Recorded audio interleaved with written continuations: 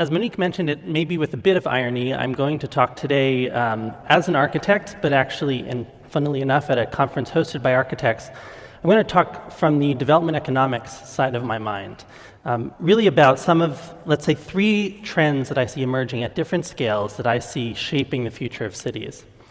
So the first one is at the scale of the individual, and I want to talk about remittances.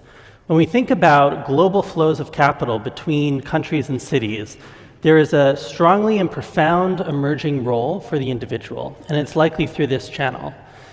When we think about the size of remittances are typically between $200 and $300 US, transfers of money between economic migrants in one country to a developing economy, to their friends, family, and relatives. They are person-to-person transfers of capital. And so it seems as, to the massive small concept, what seems as a rather small thing, actually in aggregate is a huge source of untapped resource for city development. You see here, remittances in aggregate are more than twice, or about twice, official development assistance. Those are country-to-country transfers, and are just short of about half of all foreign direct investment. So this is a huge flow of potential capital into cities. Now it's interesting, and I like this slide because it's from the International Fund for Agricultural Development, but I'm going to use their graphic to talk about how, in fact, I think remittances impact cities. The first is there are over 200 million economic immigrants worldwide, and those, of course, are going almost exclusively to urban environments. So the opportunities and the challenges of managing economic migration are certainly something that I think will continue to shape, and are certainly shaping the development of our cities today. The other is they report 40% of those remittance flows go to rural areas, and I'll come back to that in a second. The other side of that coin, of course, is that the majority of these remittance flows are actually coming to urban areas. But I think the 40% is also important. If you look at the way China has developed, a key part of their strategy for managing rapid urbanization has been a consistent investment in their rural development program. Understanding that rural to urban migration is driven by the cost differential in wages, right? And so through consistent investment in rural areas, you can start to manage some of that flow. The question is, how do you get over some of the collective action issues that come with trying to get all of these single, individual, small level transfers of money into something that can begin to fund something as large as urban development? Well, I would point to probably what I think is one of the most successful examples, the home networks, hometown associations in Mexico. Essentially, these are cooperatives where individual remittance receivers pool their resources, establish some governance capacity and structures that allow them to commission public infrastructure work that the government does not have the capacity to provide. These are 3 examples. One is a speaker facility to upgrade their manufacturing ability and therefore their economic potential in this town. Another is a turkey farm. A third is a hydroponics garden. And so these citizens are finding ways to come together and to put their small amounts of remittance money together to subsidize or to augment the ability of their local government to provide both physical and economic infrastructure. In some cases, supplementing that public services budget by as much as 20 to 50% per year.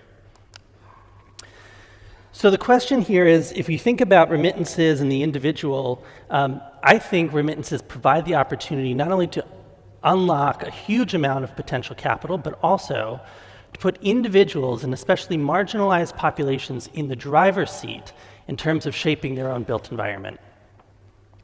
Second trend at the scale of buildings, these slides come from a colleague at the IFC, begins to talk about green growth. And if we think about I think there's an interesting message here in what they're proposing.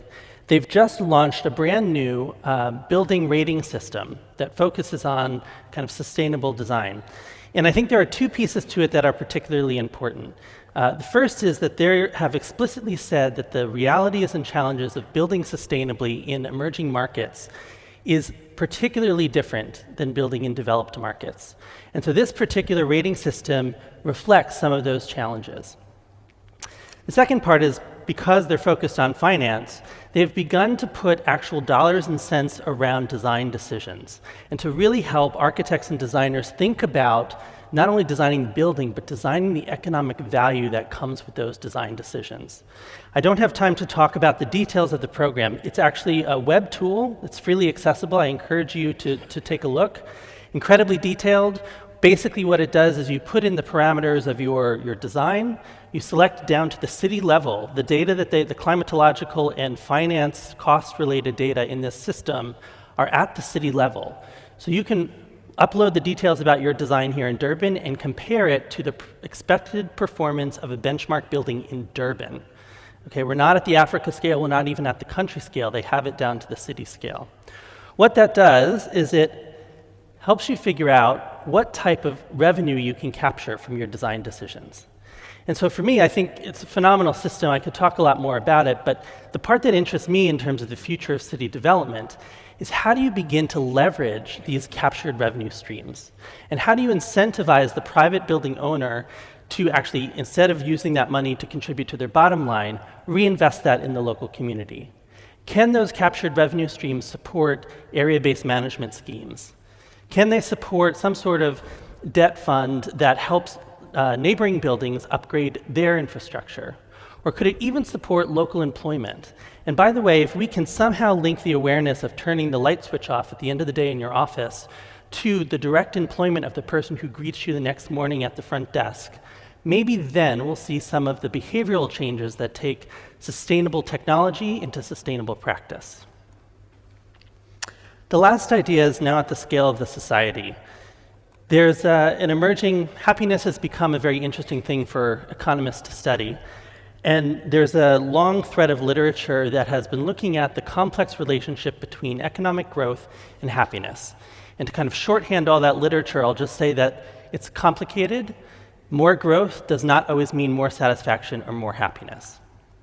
A lot of the reason is because it relies on your relative economic position.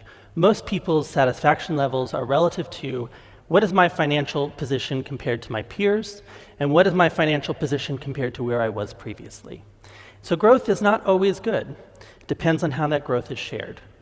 So I make that observation at the same time that we see the fact that much of the coming growth will be in urban economies in the emerging markets.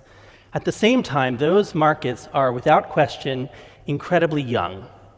And so the question, the kind of final question I want to leave here is, how do these trends shape a growing urban youth?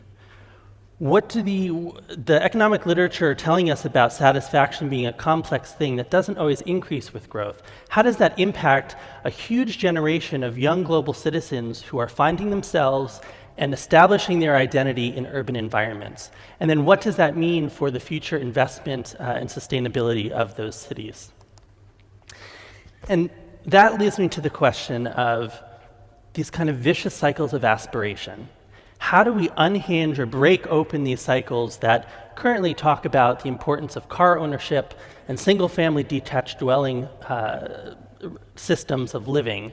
How do we unhinge that so that the market demand is actually for a more sustainable and integrated form of urban life? Thanks very much.